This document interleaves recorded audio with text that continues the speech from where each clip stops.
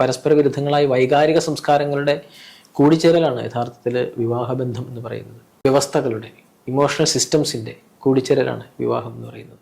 രണ്ടുപേരും വ്യത്യസ്തരാണ്. അവരുടെ ജീവിതാനുഭവങ്ങളും കാഴ്ചപ്പാടുകളും വ്യത്യസ്തമാണ്. അവരുടെ പ്രതീക്ഷകളും സ്വപ്നങ്ങളും സ്നേഹത്തെ പറ്റിയിട്ടുള്ള കാഴ്ചപ്പാടുകളും സ്നേഹത്തെ പറ്റിയിട്ടുള്ള ഡെഫിനിഷനും എല്ലാം വ്യത്യസ്തമാണ്. അവർ ലോകത്തെ മനസ്സിലാക്കിയത് ഈ ആളിൽ നിന്ന് വ്യത്യസ്തമായിട്ടാണ്.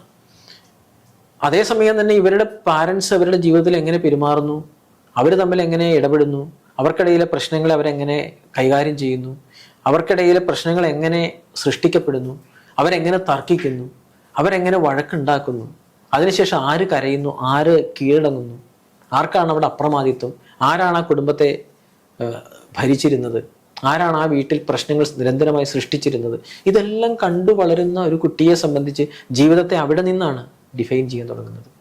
ജീവിതത്തെ അവിടെ നിന്നാണ് മനസ്സിലാക്കാൻ തുടങ്ങുന്നത്. ജീവിതത്തെ അവിടെ നിന്നാണ് ഇന്റർപ്രറ്റ് ചെയ്ത് ഒരു പ്രത്യേക കാഴ്ചപ്പാടോടുകൂടി തിരിച്ചറിയാൻ തുടങ്ങുന്നത്, തെറ്റായിട്ടോ ശരിയായിട്ടോ. ഇതുകൊണ്ടൊക്കെ തന്നെ മനുഷ്യൻ പ്രൊഫൗണ്ടായിട്ടുള്ള ഒരു ഹെൽപ്ലെസ്നെസ്സിലാണ്. ആ ഹെൽപ്ലെസ്നെസ്സിന്റെ നൈരന്തര്യത്തിലാണ് ജീവിക്കുന്നത്. അതിൻ്റെ ആ കണ്ടിന്യൂ എന്ന് പറയുന്നത് അവൻ്റെ ജീവിതത്തെ അവനൊരിക്കലും ഒഴിയാത്ത ബാധയായി അവശേഷിക്കുകയാണ്. അവൻ്റെ ജീവിതത്തിലുടനീളം ഈ ഹെൽപ്ലെസ്നെസ് അവനെ പിന്തുടരുകയാണ്.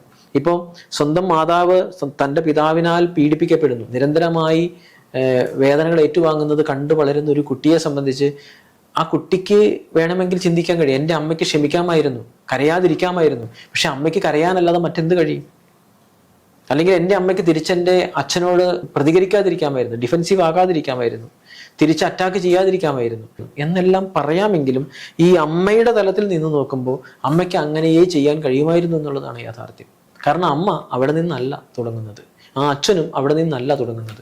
അച്ഛൻ്റെ കുട്ടിക്കാല ജീവിതാനുഭവങ്ങളിൽ നിന്നാണ് അച്ഛൻ ആ വഴക്കുണ്ടാക്കുന്നത്. അമ്മയുടെ ചൈൽഡ്ഹുഡിലെ ജീവിതാനുഭവങ്ങളിൽ നിന്നാണ് അമ്മയും അച്ഛനോട് ഏറ്റുമുട്ടുന്നത്. ഇവർ രണ്ടുപേരും അവരുടെ കുട്ടിക്കാലത്ത് നിന്നുകൊണ്ട് പരസ്പരം പോരാടുന്നു.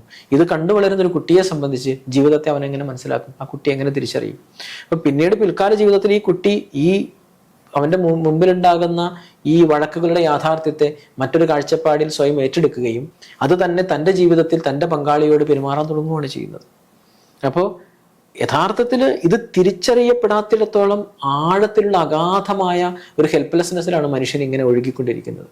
ആ ചെയിൻ ബ്രേക്ക് ചെയ്യാൻ എപ്പോഴാണ് നമുക്ക് കഴിയുന്നത്? അവിടെ നിന്നാണ് നമുക്ക് ജീവിതം നമ്മുടേതാക്കി മാറ്റാൻ കഴിയുന്നത്. അല്ലെങ്കിൽ എവിടെ നിന്നോ ആരംഭിച്ച ഏതോ പൂർവികരായിട്ടുള്ള ആളുകൾക്കിടയിൽ തുടങ്ങി വെച്ച വഴക്കുകൾ നമ്മളിലൂടെ തലമുറകളിലൂടെ കൈമാറ്റം ചെയ്യപ്പെട്ട് ഒഴുകിക്കൊണ്ടേയിരിക്കും.